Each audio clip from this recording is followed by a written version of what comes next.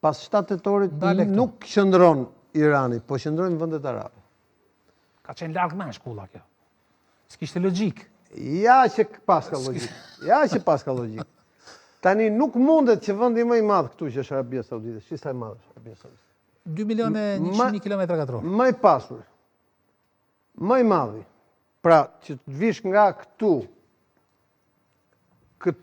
me avion, që e kam bërë unë, domethënë, deri Medina, kur ishim bashkë para një viti gjysmë. Shpenzon të njëjtën kohë me avion që shpenzon nga Shqipëria për të shkuar në Britani. 3 orë me avion. Kaq e madhe është hapësira. Tani nuk mundet që një fuqi si kjo, që ka gjithë naftën e pjesën, domethënë fuqia e parë e naftës në botë. Kjo që është fuqia e parë e gazit në botë. Të jetë në shantazhin edhe të Izraelit me armë bërthamore, edhe të Iranit me armë bërthamore, dhe t'jenë mes edhe këta mos pretendojnë armët bërthamore. Po që të mbajnë pushtetin, duhet që të njëjtë legitimiteti i Palestinës, se këto nuk janë... Kërkesë e vazhdueshme. Këto nuk janë regjime demokratike. S'ka demokraci këtu. Ton Barak thotë që janë regjime të përshtatshme për kulturën dhe mentalitetin e popujve aty. Po para 20 vjet. Ambasadori amerikan në... Po para 20 vjetësh, kujtohet që na tregonin valën e eksportit, valën e demokracisë. U mbajtën zgjedhje këtu, u mbajtën, edhe dikush i fitonte. Tani, më fal, po i parë pra kush i fitoi, vllazëria muslimane fitoi.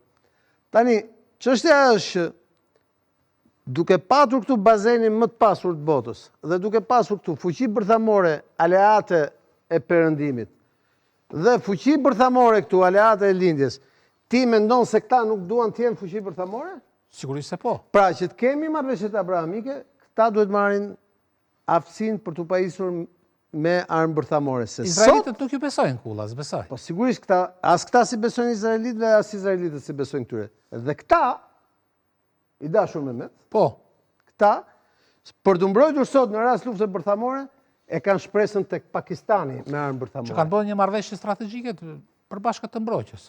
Edhe Turqia e ka shpresën tek Pakistani. Tani, nëse Arabia Saudite, Turqia, Egjipti, që është edhe Egjipti shteti i madh me ushtri shumë të madhe.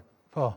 Do duhet të firmosë dhe pra të qëndrojë marrëveshje abrahamike, pavarësisht se Egjipti e njeh Izraelin dhe Izraeli Egjiptin, edhe Turqia gjithashtu, duhet minimalisht 2 kushte. I kemi thënë këtu. Njoja e Palestinës, njoja e shtetit Palestinës dhe arma bërthamore. Dhe e drejta për t'u pajisur me armë bërthamore, sigurisht me teknologji amerikane, jo me teknologji lindore. Po janë të lidhura me teknologji amerikane, s'po ku këto vendet e gjirit. Kanë qenë deri tani. Koha tregoi që këto aleancat edhe mund të lëvizin.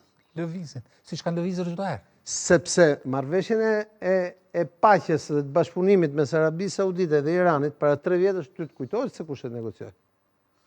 Kina. Erdhi Kina nga këte. Kemi diskutuar këtu. Dhe negocioi këtë marrëveshje këtu. Pse? Sepse Kina, industria, ekonomia kineze e ka burimin aty.